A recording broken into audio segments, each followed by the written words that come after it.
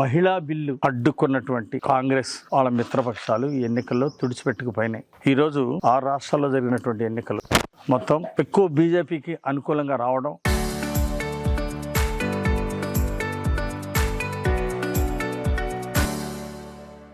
ఈరోజు ప్రజలు అభివృద్ధి వైపే ఉన్నారు.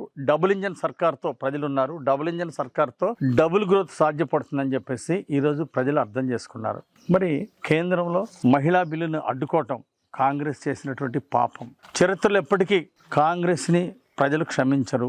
దానికి కారణం ప్రజలకు, దేశానికి అత్యంత ఉపయోగపడే మహిళా బిల్లును అడ్డుకోవటమే కాంగ్రెస్ చేసినటువంటి దుర్మార్గం, పాపం. ఈరోజు బెంగాల్లో, అస్సాంలో, పుదుచ్చేరిలో తిరుగులేని మెజారిటీతో బీజేపీ అధికారంలోకి వచ్చింది. ఈ 3 రాష్ట్రాల్లో 15 ఏళ్లుగా మరి పశ్చిమ బెంగాల్లో మమతా బెనర్జీ చేసి మరి ఈరోజు బీజేపీ మిత్రపక్షాలు అక్కడ గెలుచుకున్న ఎన్డీఏ కూటమి గెలిచిందంటే ఈరోజు పక్క రాష్ట్రాల్లో జరుగుతున్నటువంటి అభివృద్ధి, ఈరోజు ఆంధ్రప్రదేశ్లో ఎన్డీఏ పాలన జరిగేటువంటి అభివృద్ధి, అనేక రాష్ట్రాల్లో ఎన్డీఏ పాలన ఎక్కడుందో అటు కేంద్రం, రాష్ట్రంలో 2 డబుల్ ఇంజన్ సర్కార్లు ఉన్న కాడ డబుల్ గ్రోత్తో, డబుల్ స్పీడ్తో ముందుకెళ్ళటం వల్లనే ఈరోజు ఈ ఫలితాలు వచ్చినాయి. ఈరోజు మహిళా బిల్లులు అడ్డుకోవటం వలన ప్రజలకి కాంగ్రెస్ మీద ఆగ్రహం పెరిగింది. అందుకే 5 రాష్ట్రాల్లో కాంగ్రెస్ తుడుచుకుపోయింది. ఇది మహిళా బిల్లును అడ్డుకుంటే ఎలా ఉంటుందో ఈరోజు మహిళలు చవి చూపించారు కాంగ్రెస్కి. భవిష్యత్తులోనైనా కాంగ్రెస్ వాళ్ళ మనసు మార్చుకొని మహిళా బిల్లుకు మద్దతు ఇస్తారని ఆశిస్తున్నా. ఈరోజు టిట్కో ఇళ్లు నిర్మాణం శరవేగంగా ముందుకెళ్తా ఉంది. అట్లా ఇన్ఫ్రాస్ట్రక్చర్ అంతా కూడా సిమెంట్ రోడ్లు, సీసీ డ్రైన్లు అంతా కూడా శరవేగంగా జరుగుతూ ఉంది. చూసారు, పోయినసారి నేను వచ్చినప్పుడు ఈ సిమెంట్ రోడ్లు లేవు. నేను సిమెంట్ రోడ్లు ఇవన్నీ కూడా ఇన్ఫ్రాస్ట్రక్చర్ అంతా కూడా కంప్లీట్ చేయాలి,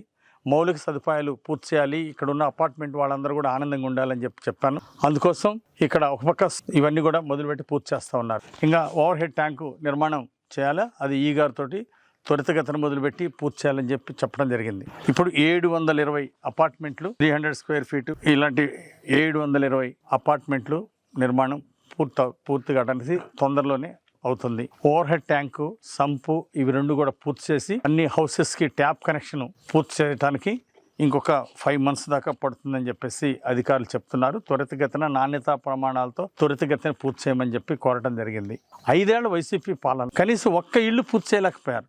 1440 ఇళ్లు మేము ప్రారంభించాం. ఎన్డీఏ పాలన 2014-19లో కేంద్ర ప్రభుత్వం సహకారంతో నిధులు తీసుకొచ్చి రాష్ట్ర ప్రభుత్వం, కేంద్ర ప్రభుత్వం రెండు ప్రభుత్వాల సహకారంతో ఇక్కడ 1440 ఇళ్లు కడితే 4000 ఇళ్లు తెలుగుదేశం పాలనలో, ఎన్డీఏ పాలనలో తీసుకొచ్చాం కేంద్ర ప్రభుత్వం మోడీ గారి సహకారంతో. ఈ 4000 ఇళ్లలో 1440 ఇళ్లు ఫేజ్ 1లో బిగిని కన్స్ట్రక్షన్ మొదలుపెట్టి 80% పూర్తి చేయడం జరిగింది.